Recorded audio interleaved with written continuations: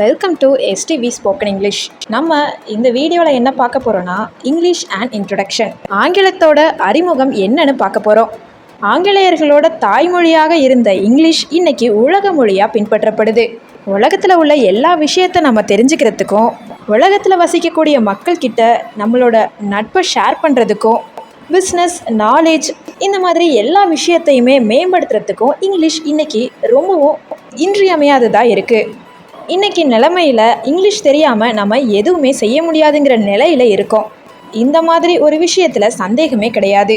ஆங்கிலேயர்களோட தாய்மொழியை நம்ம எப்படி பேசுறது, எப்படி கற்றுக்கிறது என்பதில் நம்மில் பலர் தயக்கம் காட்டுறோம். ஆங்கிலேயர்கள் இங்கிலீஷை எப்படி கற்றுக்கிறது, எப்படி பேசுறதுங்கிறத பற்றி சில விதிகளையும் சில பயன்பாடுகளையுமே தொகுத்திருக்காங்க.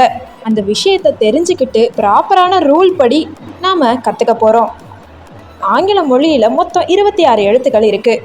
இதை நம்ம 2 வகையாக பிரிக்கிறோம். ஒன்று கேபிட்டல் லெட்டர்ஸ், இன்னொன்று ஸ்மால் லெட்டர்ஸ். இங்கிலீஷ்னு எடுத்துக்கிட்டோனாலே இந்த ஒரு விஷயம் எல்லாருக்குமே தெரியும். எல்லாருக்கும் தெரிஞ்ச விஷயமா இருந்தாலும் நானும் ஒரு முறை சொல்லிக்கிறேன்.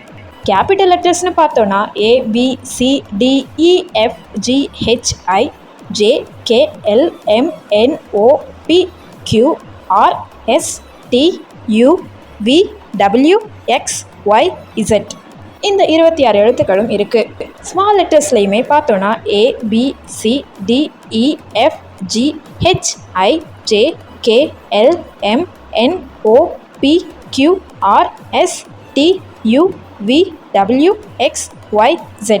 இந்த 26 எழுத்துக்களை நம்ம ஸ்மால் லெட்டர்ஸ்னு சொல்கிறோம்.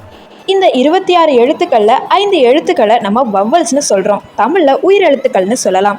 அந்த 5 எழுத்துக்கள் என்னென்னு பார்த்தோன்னா AEIOU. இந்த 5 எழுத்துக்களுமே வவ்வல்ஸ்னு சொல்லப்படுது.